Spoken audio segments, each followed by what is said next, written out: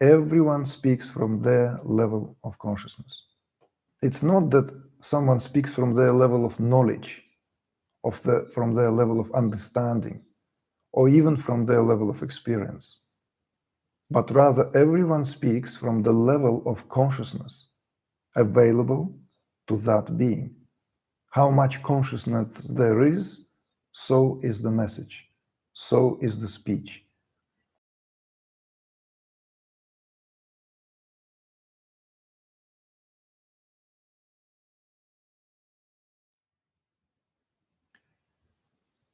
Greetings, everyone. We continue with the unanswered questions received during our live broadcast via YouTube. And the team has selected some of the more interesting questions. So we will just pick it up where we've left it last time. I'll read the questions and respond on the spot. Question 1. I'm feeling that certain spiritual teachers are giving the wrong message during this time.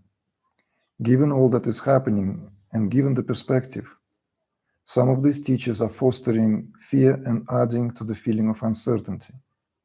Should I be afraid? Can we also see this time as an opportunity to awaken to our highest potential and to the possibility of creating a new earth? What should our focus be at this time, in your opinion? How can we help lift this veil? Would you consider this to be evolutionary or something other? And is it not true in the quantum nature of reality that we can move into a new version of Earth that is peaceful, loving, and liberated? Does this new level not already exist, as well as the experience of it? Well, the short of it is, of course, all levels exist in potentiality.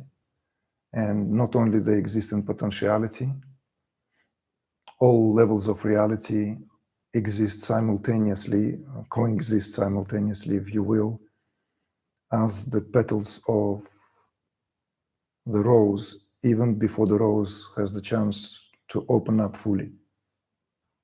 In other words, rose in its compact state contains all the levels of reality, just as much as the rose which has had the chance to fully open up and reveal the beauty of the flower in its full measure. In the same way, we could say that this analogy of the rose flower with regard to these levels of reality could be spoken of in terms of the manifestation of these levels of reality on this plane of life where everyone can partake in this. Just as rose in a bud is still a rose, it's still a flower, but it's a flower that has not actualized itself in its full measure. It's a flower, but a flower which is essentially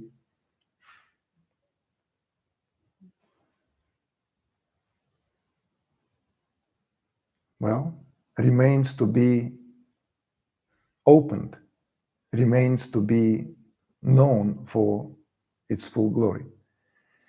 So from this analogy to the question itself, that yes, these levels of reality already exist, therefore this love, peace, liberation, balance, equilibrium, peace, deep unperturbed sense of equanimity is all there. But whether these aspects, or whether these, we could maybe say, fundamental qualities of our awareness manifest themselves fully, that's another matter. Whether we all partake in that, whether we all live that, is another question. As for the teachers out there, in the way you put it, certain spiritual teachers sending out the wrong message or giving the wrong message, I want to give this a reminder that my own teacher, Maharishi Mahesh Yogi, was known for saying that everyone speaks from their level of consciousness. And it sounds that this was a response to perhaps what has been asked of him back in his own days. You know, what does the master think of this or that teacher, especially if the message differs? And that laconic answer is proverbial. Everyone speaks from their level of consciousness. In other words, it's not that someone speaks from their level of knowledge, from their level of understanding, or even from their level of experience, but rather everyone speaks from the level of consciousness available to that being. How much consciousness there is, so is the message, so is the speech. Because we cannot separate these two now. We cannot expect that someone will be in, let's say, exalted state of consciousness and speaking something completely unrelated to that state of consciousness, and vice versa. Someone who is ignorant of the essential nature, and yet they can somehow deliver profound truth. This is, by the way, or rather this, what you have addressed here, is relevant to any time. But in our time, in this very moment, when we all undergo a certain calamity, which is undoubtedly, well, uncomparable to anything we've gone so far, and people of many generations, not just yours and mine, not in the last, several decades, maybe. It's the first time in this particular century, and it is for us to reevaluate this with the full gamut of what we have, with the full gamut of our awareness. What does that mean? What is this predicament we found ourselves in really, really tell us? So these times, the times of crisis, the times of calamity, is usually when very quickly the state of affairs of where one is really, where one's consciousness is, comes to the surface. So if someone out there increases that fear, if someone out there promulgates or jumps on the bandwagon of all the various perspectives, then perhaps this should be taken with certain degree of discrimination to see where the message comes from, where the consciousness of the messenger is, where it dwells, you see? So in a way, in that respect, your question contains all the answers. It's almost like you've already figured it out for yourself and just seeking confirmation. You even ask, should I be afraid? Well, I'd ask you, shall you be afraid? Well, perhaps your understanding is rooted in so much goodness and in our ability as human beings to rise when faced with any challenges is so unshakable that no messages can throw you off. In fact, that these messages may reinforce your inner convictions, your inner faith, your belief. But there are many people, of course, out there who are easy toys, being very easily swayed in every direction in terms of what has been communicated out there, and a lot is being communicated out there. Some of it's bare bone, so-called facts, statistics. And then someone takes the statistics and begins to concoct their theories. Someone takes this information and begins to align it, liaise it with their own conspiracy theories, with their own understanding, which essentially somehow, one way or the other, in my view, rooted in certain perversion of how things are. And it really should be our concern that people who find in themselves to speak this out loud and profess to have something in them that place them in the position to guide others, to be that guiding light, to be that light of inspiration. What qualities do they enliven through the message? What is it that they really want to enliven? Because if someone insists and dismisses this perspective, what I speak about, and says, well, that doesn't matter. The most important thing is the truth. You know, if, let's say, we go down to the literal level, there is a group of elite people that want to exterminate life on a planet. This is the truth that we want to communicate to the rest of the world. Well, I'm sorry, this message is not rooted in consciousness. This message is not rooted in true understanding of the oneness of all life. In fact, oneness of being and life as one indivisible reality.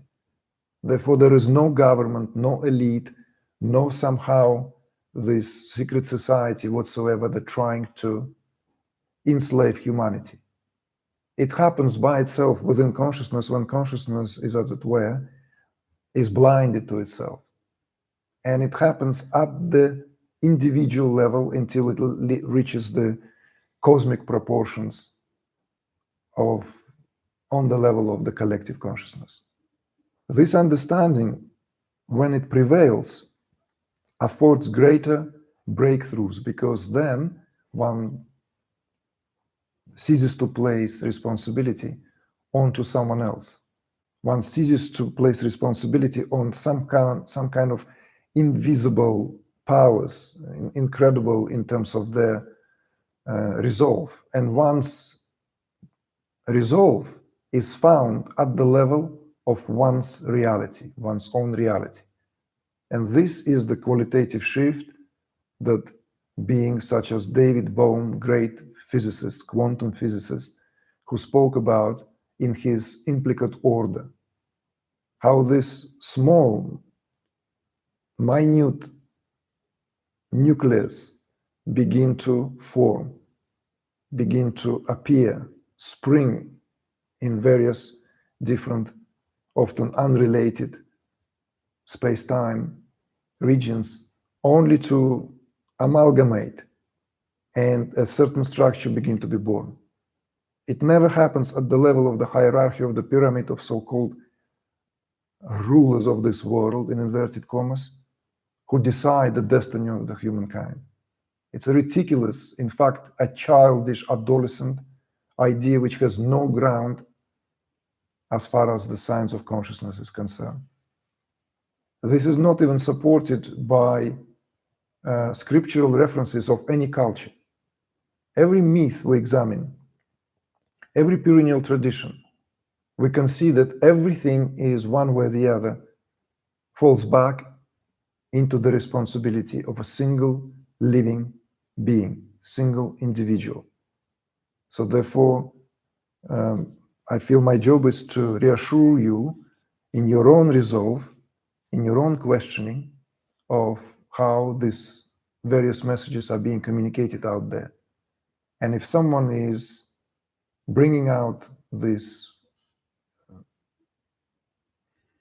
qualities that are associated with fear, and the lowest of all emotions in the range of the human emotions, increasing the level of stress, increasing the level of cortisol, then who needs it now? We need now courage. We need faith. We need conviction. We need insight. We need to have that what is required to rise above all the circumstances. Certainly not become victims of some invisible kind of force that we are being threatened by. So, very good question, and it's not surprised that it's being here placed at the top of the list. Good, so with this we can move to the Second question.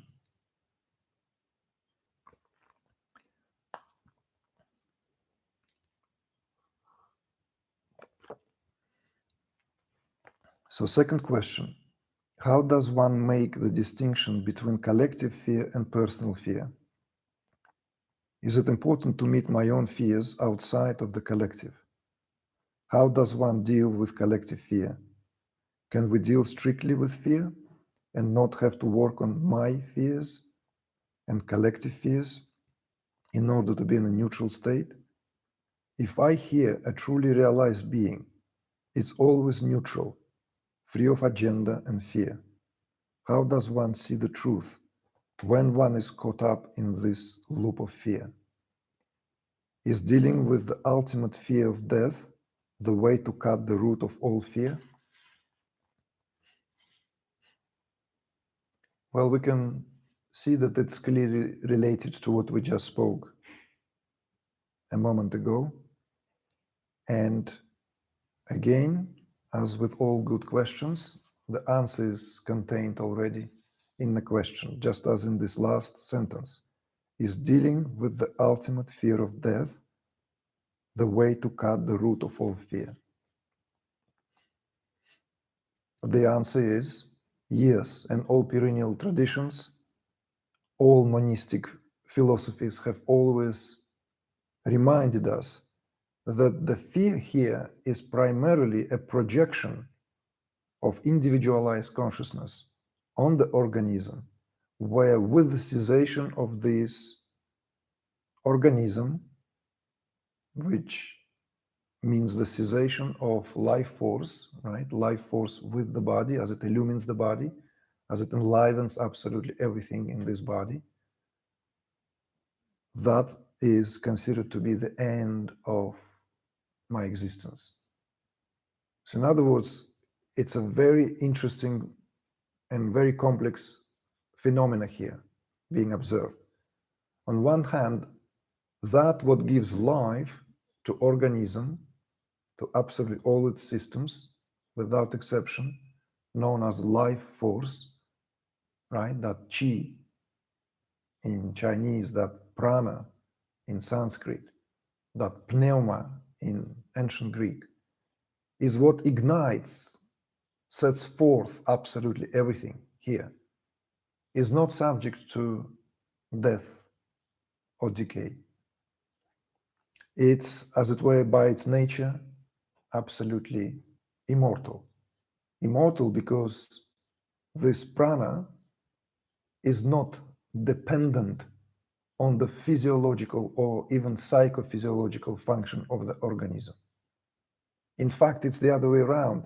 The psychophysiological organism arises so as to give prana the potentiality to express itself at this gross level of existence, so as to partake in this marvel of embodied life. But that what gives life to everything does not know death. Death does not touch that what gives life its true meaning. Contemplating on this is of tremendous value at any time. And if someone finds this helpful in the times when everyone seems to be subjected to this fear, and the fear grips us collectively in terms of the way it's now being regurgitated, and the fears are coming from so many different directions, as we just spoke earlier. The fear of the virus itself, the fear of being subjected to totalitarian regime and rule associated with imposing tighter rules, the fear of no longer being able to express oneself fully in terms of this, what that social distancing is really imposes on us, the fear of survival in terms of one's means to live economically and thrive. All these fears are now enlivened, of course. And as we spoke earlier again, I want to mention, one need to be very attentive if any message out there has any underlying agendas in somehow, even if unconsciously promoting this sense of discontent and fear. Using this time to contemplate on what is the most precious in life is for sure our job right now. This quarantine could be a spectacular time, unprecedented time. But hey, how many of us are actually going to use that? The sales of toilet paper may be down, but the sales of beer is way up, at least as far as I have heard in Spain. Not that Spain is in the worst place. I'm sure one can observe various trends around the society at the moment and how the simple folk reacts and responds to this calamity.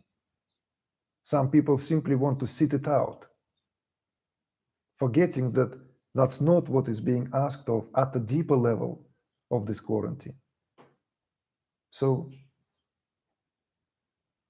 well, and this takes us, of course, somewhere where we want to speak and address really properly, and therefore we inviting you to our next online broadcasting, where we will be speaking precisely to that, what it takes from a spiritually minded, spiritually oriented being to place one's attention and to really what is being asked of all of us here who have that capacity, because we cannot expect that from everyone. But going back to this question, I wouldn't even worry about distinction between collective fear and personal fear, as long as you don't allow yourself to be fed on that collective fear. With that being said, dependent on the level of your sensitivity, and some people are hypersensitive or going through a phase of extreme sensitivity, one can detect that collective fear, as it were, through the vibes. One can literally vibe into it. So one need to know how to dissolve it. One need to know how to return to one's center, one's heart center. One need to be also smart to utilize all that is there to neutralize it. Harmonious vibrations, beautiful music, chants, healing chants, recitations, just simple melodies. I mean, simple in terms of music that is composed, which sprang forth from the deeper dimension of reality, where these celestial harmonies are being carried in and through the notes. Because all music is that. It's tapping into certain vibrations that are being brought out for our profound sense of enjoyment.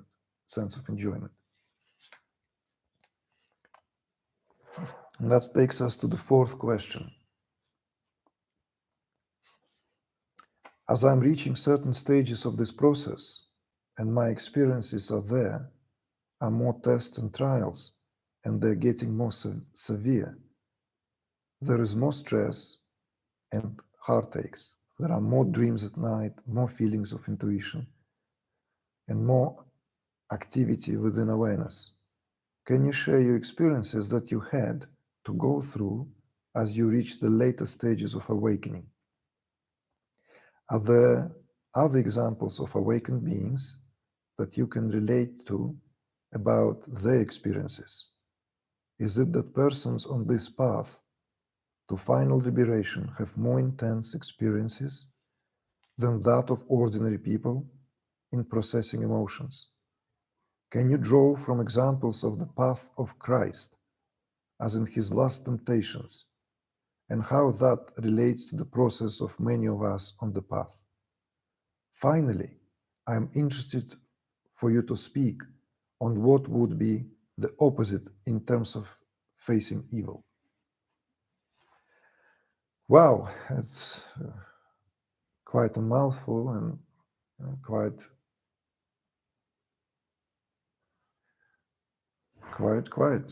touching a lot of things, right?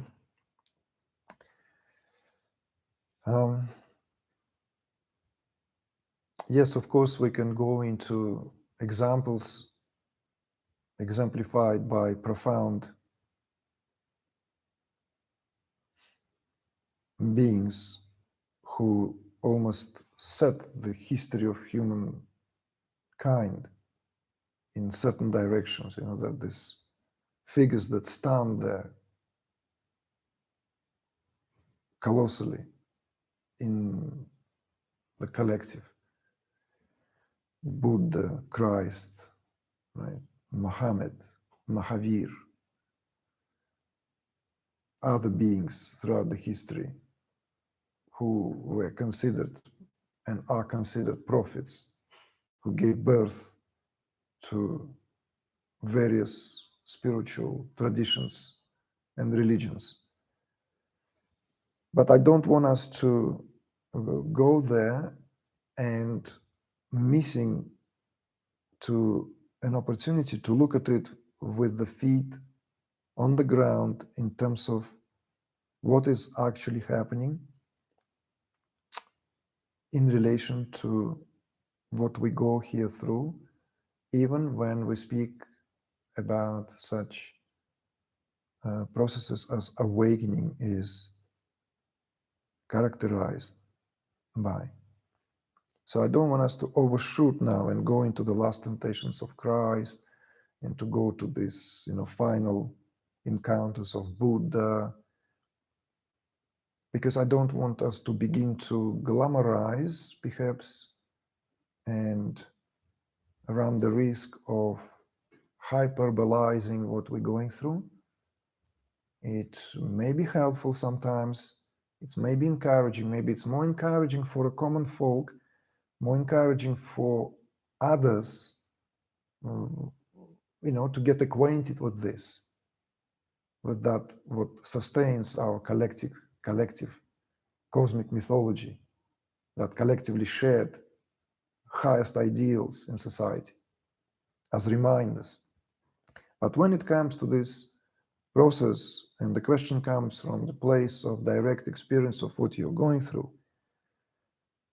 I would like to suggest something which simply comes under the category of self-care, something which comes under the category of doing your work on the ground, tending to your garden, really being attentive to what you're doing, how you're taking care of your daily life, being rooted in these fundamental, foundational principles of what sustains your physiology and what gives rise to wholesome, healthy states of mind. This is of more importance, because otherwise if we're going through some tough time, if we are all over the place, if somehow we may be out of whack with sync, if we are out of balance, and we somehow tempted to see this as the final stages of awakening, and we want to borrow some canonical examples from the past, then we may run the risk of bypassing what is being asked of us, completely ignoring what is actually happening and actually going on, and instead creating this illusory somehow perspective, whereas all is required is to tend, to take care, to make sure that we do not simply miss an opportunity to integrate every spiritual breakthrough, every spiritual unfoldment, every spiritual insight. And how do we integrate that? We always integrate that at the level of the body. Body needs to catch up, or it will drag us behind. It will lag behind. And also body is a repository of all the a deep-seated, unprocessed material. That psychosomatic somatopsychic relationship is here to exemplify the state of affairs when it comes to balanced individual who enjoys these breakthroughs. And these breakthroughs do not weigh heavily because the physiology cannot, if you will, catch up with one's breakthroughs. at the level of the psyche. So all this stress that you talk about and heartaches the questioner talks about maybe has more to do with being completely undisciplined, all over the place, not knowing how to integrate, rather than facing the scenes and the turbulations of this world. You see how easy it is to go into the last temptations of Christ? Yes, we don't know. Christ might have taken the karma of humankind because his consciousness was so magnanimous that that being was capable to take and absorb and metabolize huge portion of collective consciousness, of which was spoken about some years ago in Wayne Dyer's book about what certain individuals are capable of when they undergo through the expansion of consciousness, when the individualized consciousness goes beyond the container of that individualized existence, and as it becomes more and more cosmic, of course, it begins to deal with that more cosmic, more collective material. But it doesn't mean that every awakened being here is immediately faced with these last temptations. So I invite you to reevaluate this with the feet on the ground, as I said, and go and make these attempts, set these intentions, make it very clear.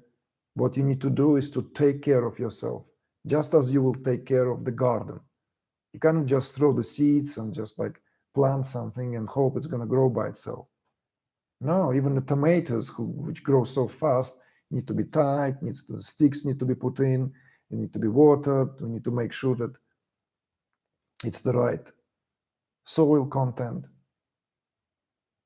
So if you want to grow flowers, if you want to make sure that all this opens up, you need to prune the rose bush, otherwise it'll go wild. Even bougainvillea, if you don't cut all this shooting with spikes, and it will become jungle-like with very little flowers. The beauty of the bougainvilleas is that the gardener goes and cuts it down, pruning it all the time. And then suddenly you pass by, my God, all this covered in flowers, hardly any leaves there on that plant, which is a shrub and a crowley by nature. It's turned into the magnificent spectacle of colors. In the same way here, begin pruning aspects of your life. Take care of your diet, your associations, everything. And no excuses to be given when one does that. Oh, I'm this and that, because excuses are here, all rest in victimhood. And whenever we take that approach, nothing can happen. Nothing can happen. Because it's do yourself. In the quantum realm of this process, it's always do it yourself. It's never subject to what and how circumstances can be favorable. Any circumstances have to be accepted, recognized as one and the only set to work with, and keep setting intentions to come out of all this calamity, to come out of all this. And forgive me, I don't even want to go into last temptations of Christ, and I don't want to go into my own experiences because, quite frankly, yes, I had to face all the muck and all the shit like everyone else. And I cried my eyes out. I've realized what a selfish individual I lived my life, and how all this more ideal perspective I had about myself was only a figment of reality. The complexity is much more fuller, but no temptations of Christ. So sorry, I did not have that. And to conclude this, maybe, so others can relate to this as well, it all boils down to individual karma one way or the other. So you need to make your astrological chart so that you know which transits you're going through, what are the major transits, what are secondary transits, what is your Mahadasha, what is your Sabdasha. In terms of Vedic astrology, these are the major transits and subsidiary transits, because that will indicate where you are in terms of that trajectory of the soul and what you are here to experience. Saturn comes and robs us of all that, frivolous aspects of life, down to the essentials, especially if it's a 7.5-year phase of when Saturn is here to really prune our life from everything. And under that pruning, under that pressure, we are turning into spiritual juice and essence of who we are very often. Or if we resist, it will persist, the pressure will magnify, and it will be a very unpleasant experience if we are not spiritually oriented, because Saturn is the most spiritually oriented of all planets. It doesn't give a hoot about worldly enjoyments. If you have Mars, you'll have courage. If you have Jupiter transit, you'll have a lot of expansion, Sun, what have you, Venus, beauty in your life, relationships, Mercury. So you need to have this. In other words, you need to be smart enough to know what karmic trajectory there is right now. And astrology here is not a voodoo or New Age science. In fact, New Age is a New Age, but astrology is pure mathematics of heaven. Good astrology is a real deal, better than anything out there in terms of understanding the psychosomatic setup of our being in the world here. It's the greatest tool to understand oneself, better than any psychology. You want to spend your money well. That's not to undermine the jobs of psychologists. No. But to have a clear understanding of the karmic axis, for example, of what is being at play here in terms of this unseen, because it's very hard to see. You need to be really exalted in consciousness to have that material, that information unleashed and revealed to you. And skillful astrological reading can show it to you, and not giving you answers, simply showing to you what you are dealing with here. And this can be tremendously liberating, because that energy of thinking that you are being put on a spot by life unfairly, no, you're just going through a phase, and it's a tough phase, it will end. So what am I being asked of during this phase? Here are suggestions.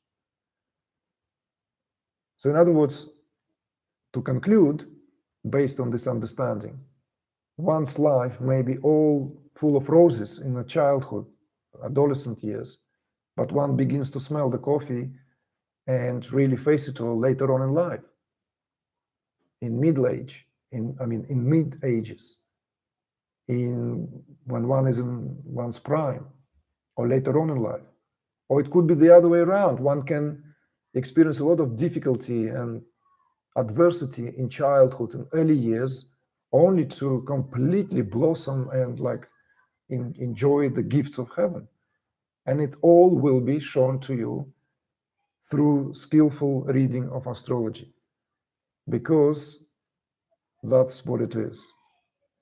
We all undergo this cosmic, if you will, embodied affair, and that embodied affair, if you will, is or can be spoken of purely in terms of how the planets got together to create this, what is then known as that karmic trajectory. And if you want to understand this more, there's plenty out there to read. And I'm not talking about weekly columns and all the, celebrity astrology. I'm talking about hardcore, pure science, real science of astrology. And every spiritual seeker would be advised to have that, especially when they are faced with more difficult phases of life, because when it's easy, we take it for granted.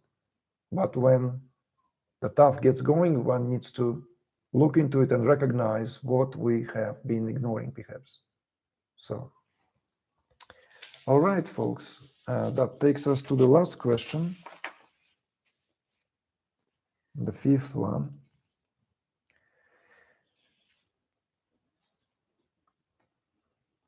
It's the question about trauma and the trauma which has to do with someone undergoing 2 miscarriages. It's obviously a lady who went through 2 miscarriages. But then in the background, after 2 healthy and blessed pregnancies and wonderful children, these losses took over the reality I knew to be perfect and happy. And it has deeply impacted my relationship with my partner, who I don't know how to praise anymore. It is a feeling of not knowing how to find home. The question, do all traumas impact the body and mind? How do I heal from trauma and find ways to open my heart? How is it that reality I knew to be so innocent and pure is suddenly transformed in a constant investigation of what if? Once I experience this trauma, it is as if there is a deep impression in my awareness. This feels like a heavy shadow to constantly carry. Do all of us carry this shadow born of trauma? How do I carry that shadow and find beauty and gratitude every day once the reality is changed? I experience bitterness and don't know how to assimilate it. I'm no longer passive. I question everything. There is so much internal dialogue. It is overwhelming. How does one change the situation? How do I open my heart to find peace and love again? I want to see the world again with the eyes of a child. I want to find home again.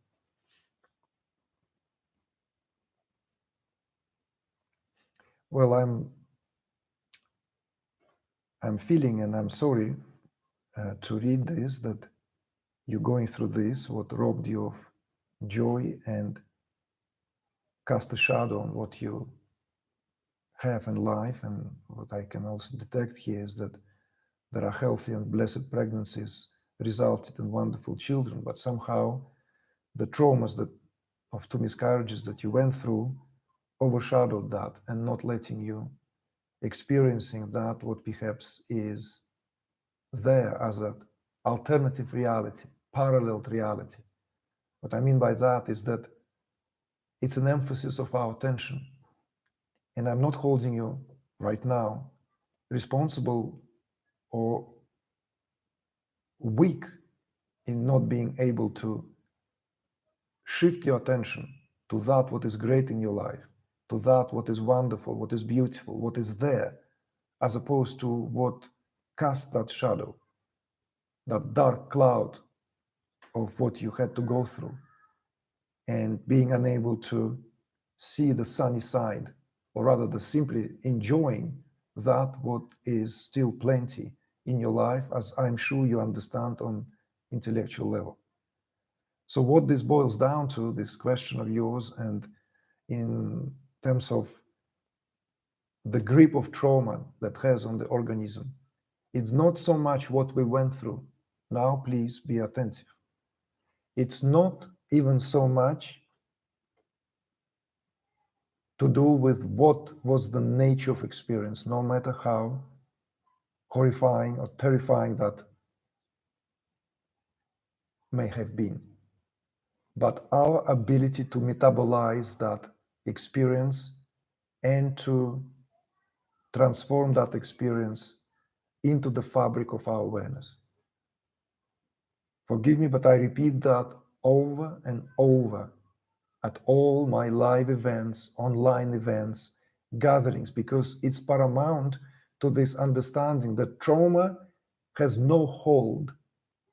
In fact, it's nothing to do with trauma per se. It all has to do with inability to digest certain experience. It's like give you a gross example.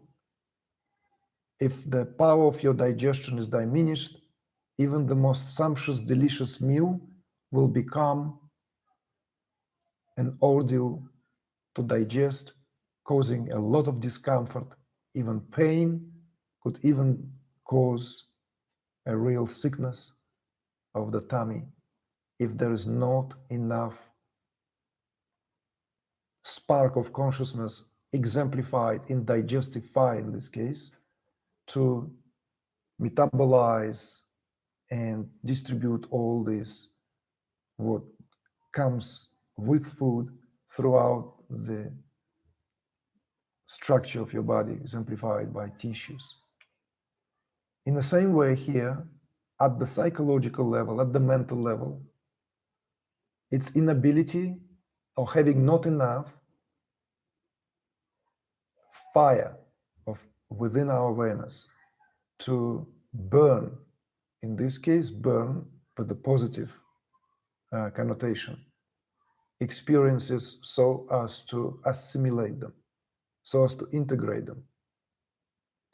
Therefore, the only response really here, qualitative response to this, is to increase that flame, is to increase that power which can incinerate, metabolize any experience. And so as to bring back that zest for life. Because when that power of our awareness is diminished, sooner or later, life becomes an ordeal. And again, it's very important to mention and for you to understand, not only the nature of experience here is secondary, and the fact that trauma is not to be blamed here for the actuality of what took place.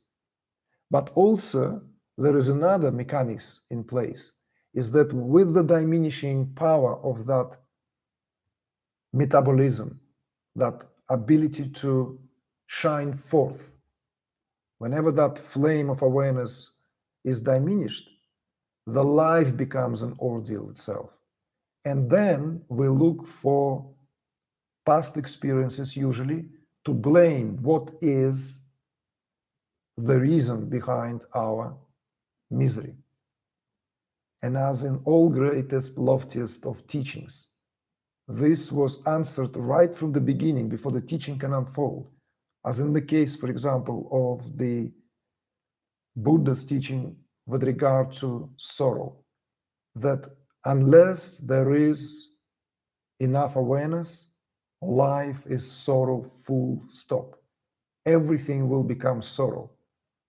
This is how unapologetic Buddhism is with regard to the life. And of course, a lot has been done today to rehabilitate and kind of adjust the Buddhist perspective so it doesn't sound so morbid. Not that all Buddhist schools agree squarely in the way the teaching is interpreted, but the example of suffering here, that dukkha, that sukha dukkha, joy and suffering, are linked, intertwined always. And one can find analogies and allusions in all perennial traditions, in all Gnostic traditions of the West, ancient teachings, anywhere, any traditions you look into, you will find that link between joy and sorrow, two sides of the same coin, how they follow each other. And this all boils down to inability to see clearly. And how can one see clearly if there's not enough light of awareness?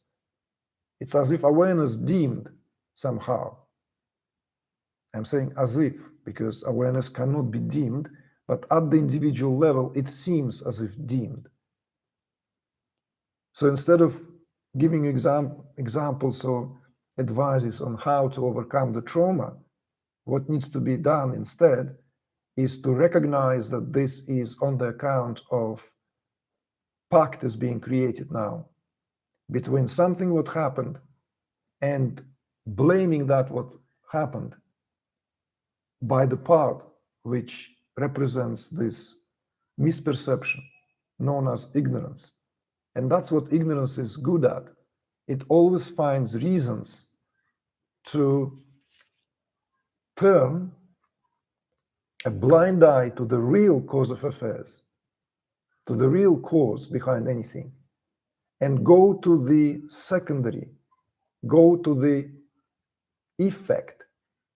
And if we look for treatment at that level, there is no treatment. You cannot treat the effect. You have to address the cause.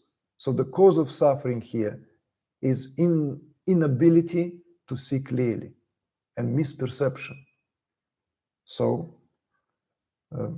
what does it mean and where does it leave you? Well, there are plenty of methodologies out there, how to increase one's awareness, increase one's consciousness, tend to one's evolution, and that, if done under skillful supervision, guidance, or if one has enough capacity within one's own self, within one's incentive, if there is enough perseverance, one can do it on its own. It's much more harder. I would be direct, and it's not because of the bias of being placed in the position now, speaking as a teacher. No, it is very well known that it will surmount much, much more from anyone to do it alone, because it is that much easier to have guidance here coming from someone who had traveled this and can direct you, point out, and this pointing out, of course, not just pointing out as a finger pointing to the moon, it's literally introducing you to this gamut of spiritual practices and methodologies, which will simply increase that light of awareness. And with the increase of that light of awareness, this trauma has no place. Yes, it may still ache itself out, pain itself out, but it has no longer the power to usurp your freedom and usurp your happiness, which is rightfully there as your birthright. And you need to exercise that. You need to reclaim it. So that's all for today. And thank you, everyone. Stay balanced. Stay connected.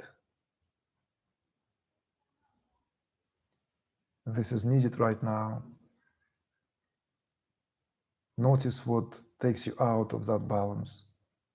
Notice what causes agitation. Be patient with yourself.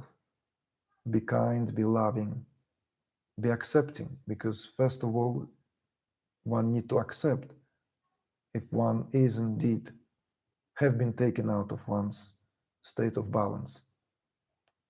Not to blame others, not to blame the circumstances, but simply to acknowledge, accept. And it's the time to truly bring that very important element, that element which is not subjected to anything that can diminish, because this is not something which is subjected to life or death. And that is always there, deep in the background of all experience, is that joy, is that conscious awareness of what this life is as a gift. So let's enjoy it.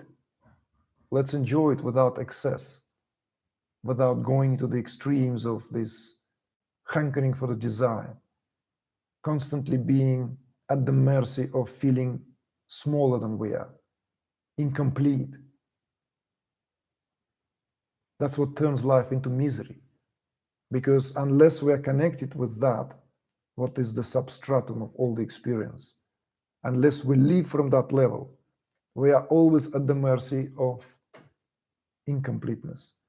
And that incompleteness now translated itself into the calamity of our world is essentially grimacing back at us in terms of this ugly reflection of how far we have went in pursuing the that what is a reflective light of that where the real joy comes from. So it's time to turn in and contemplate the real light, that what illumines every single joy. And in this case, that what also illumines every single sorrow. So, with love and joy to all. Thank you.